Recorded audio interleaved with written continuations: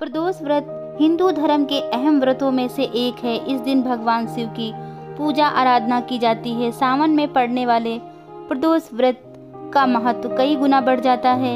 हिंदू चंद्र calendar के अनुसार प्रदोष व्रत चंद्र मास के 13वें दिन यानी कि त्रयोदशी पर होता है। अगर व्यक्ति यह व्रत श्रद्धा पूर्वक विधि विधान के साथ करता है तो उसे मोक्ष प्राप्त होता है, साथ ही व्यक्ति के पाप भी धुल जाते हैं। प्रदोष व्रत के नियम, प्रदोष व्रत के लाभ, पूजा विधि, कथा के बारे में बताने जा रहे हैं। तो फ्रेंड्स, अगर वीडियो आपको अच्छी लगे तो आप हमें कमेंट करके बताइएगा। वीडियो को लाइक कर दीजिएगा, शेयर कर दीजिएगा, चैनल को सब्सक्राइब करके बेल आइकन को जरूर प्रेस कर दीजिएगा, जिससे कि हमारी नई वीडियो आप सबसे पहले देख सकें। त्रयोदशी के दिन प्रातःकाल सूर्य उदय से पहले उठना चाहिए।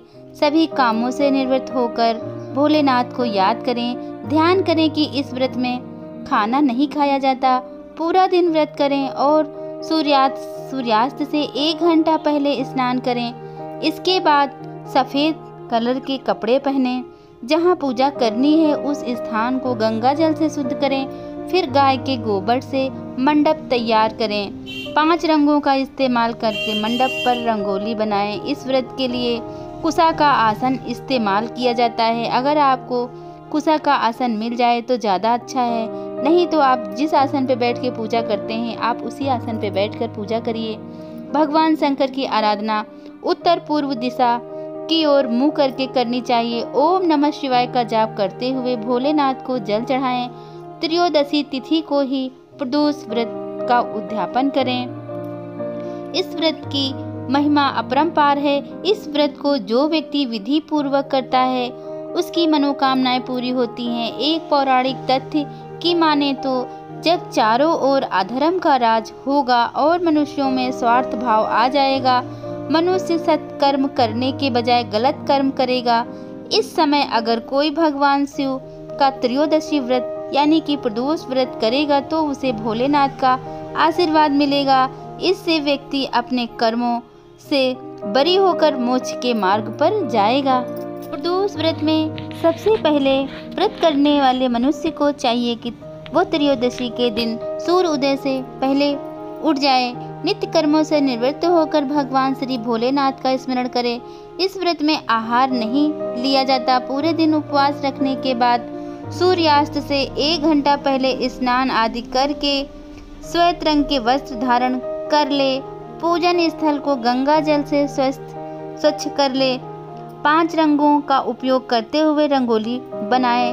प्रदोष व्रत की आराधना करने के लिए कुशा का आसन प्रयोग में लाया जाता है, लेकिन अगर आपके पास कुशा का आसन ना हो तो आप जिस आसन पर बैठकर पूजा करते हैं उसी आसन पर बैठकर पूजा करें। इस प्रकार पूजन की तैयारियां करके उत्तर पूर्व दिशा की ओर मुंह करके बैठें और भगवान शंकर का पूजा शुरू करें। पूजन में भगवान शिव के मंत्र ओम नमः शिवाय का जाप करते हुए भगवान शिव को जल चढ़ाना चाहिए। इस व्रत में 2 समय भगवान शिव की पूजा की जाती है, एक बार सुबह और एक बार शाम को सूर्यास्त के बाद यानी कि रात्रि के प्रथम पहर में। शाम की इस पूजा का बहुत महत्व है क्योंकि सूर्यास्त के पश्चात रात्रि के आने से पहले का समय प्रदोष काल कहा जाता है। इस व्रत को 11 या फिर 16 त्रयोदशियों तक रखने के बाद व्रत का उद्यापन करना चाहिए। व्रत का उद्यापन त्रयोदशी तिथि पर ही करना चाहिए। उद्यापन से 1 दिन पहले श्री गणेश का पूजन किया जाता है। पूर्व रात्रि में कीर्तन करते हुए जागरण किया जाता है। ओम उमा सहित शिवाय नमः मंत्र का 1 माला यानी कि 108 बार जाप करते हुए हवन किया जाता है। हवन में आहुति के लिए खीर का प्रयोग किया जाता है। हवन समाप्त होने के बाद भगवान भोलेनाथ की आरती की जाती है और शांति का पाठ किया जाता है। अंत में 2 ब्राह्मणों को भोजन कराया जाता है और अपने सामर्थ्य अनुसार दान दक्षिणा देकर आशीर्वाद प्राप्त किया जाता है। तो फ्रेंड्स, आइए अब प्रदोष व्रत की कथा सुनते हैं। एक नगर में 3 मित्र रहते थे, राजकुमार, ब्राह्मण कुमार और तीसरा धनिक पुत्र। राजकुमार और ब्राह्मण कुमार विवाहित थे। धनिक पुत्र का भी विवाह हो गया था, लेकिन गौना शेष रह गया था। एक दिन तीनों मित्र स्त्रियों की चर्चा कर रहे थे। ब्राह्मण कुमार ने स्त्रियों की प्रशंसा करते हुए कहा कि नारीहीन घर भूतों का डेरा होता है। धनिक पुत्र ने यह सुना तो तुरंत ही उसने अपनी पत्नी को लाने का फैसला कर लिया। तब धनिक पुत्र के माता पिता ने समझाया कि अभी शुक्र देवता डूबे हुए हैं, ऐसे में बहू बेटियों को उनके घर से विदा करवा कर लाना शुभ नहीं माना जाता। लेकिन धनिक पुत्र ने एक भी नहीं सुनी और ससुराल पहुंच गया। ससुराल में भी उसे बहुत मनाया गया। सब लोगों ने कहा कि सुख देवता डूबे हुए हैं, ऐसे में विदाई नहीं की जाती, लेकिन वो अपनी जिद पर अड़ा रहा और कन्या के माता पिता को उनकी विदाई करनी पड़ी। विदाई के बाद पति पत्नी शहर से निकले ही थे कि बैलगाड़ी का पहिया निकल गया और बैल की टांग टूट गई। दोनों को चोट लग गई, लेकिन फिर वो तो चलते रहे। कुछ दूर जाने पर उनका पाला डाकुओं से पड़ा और जो भी उनके पास धन था वो सारा डाकुओं ने लूट लिया। दोनों घर पहुंचे। वहां धनिक पुत्र को सांप ने डस लिया। उसके पिता ने वैद्य को बुलाया तो वैद्य ने बताया कि 3 दिन में ये मर जाएगा।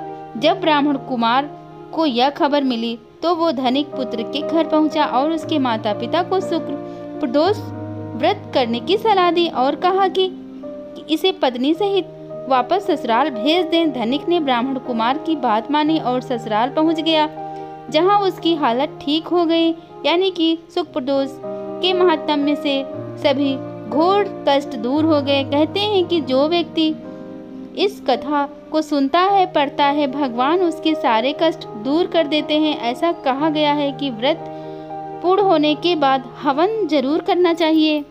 जो लोग सौभाग्य और दाम्पत्य जीवन को सुख शांति से भरना चाहते हैं तो उन्हें शिव को समर्पित प्रदोष व्रत से बेहतर और कुछ नहीं है, इसलिए उनको प्रदोष का व्रत करना चाहिए। खास तौर से अगर ये व्रत शुक्रवार को पड़े तो सोने पे सुहागा समझिए।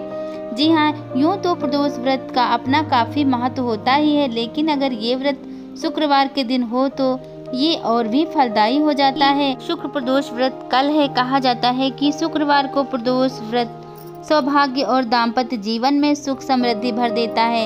यही कारण है कि कल के प्रदोष व्रत का काफ़ी खास महत्व माना जा रहा है। जो प्रदोष व्रत शुक्रवार के दिन आए उसे शुक्र प्रदोष व्रत या फिर भृगुवारा प्रदोष कहते हैं। ये दिन खास तौर पर से भगवान शिव की आराधना को ही समर्पित है। ये व्रत चंद्रमास 13वें दिन यानी कि त्रयोदशी पर होता है, तो इस दिन भगवान शिव की आराधना करने से भगवान शिव अत्यंत प्रसन्न होते हैं और भक्तों को मनवांछित फल देते हैं। अगर आप भी मनवांछित फल की कामना करते हैं तो भगवान शिव के इस प्रदोष व्रत को जरूर करें, नियम पूर्वक करें और भगवान शिव से अपने मन की मनोवांछित कामनाओं की प्राप्ति करें। तो फ्रेंड्स, वीडियो अगर आपको अच्छी लगी हो तो आप हमें कमेंट करके ज़रूर बताएं। भगवान भोलेनाथ आपकी मनोकामना पूरी करें। इसी मंगल कामना के साथ जय माता दी।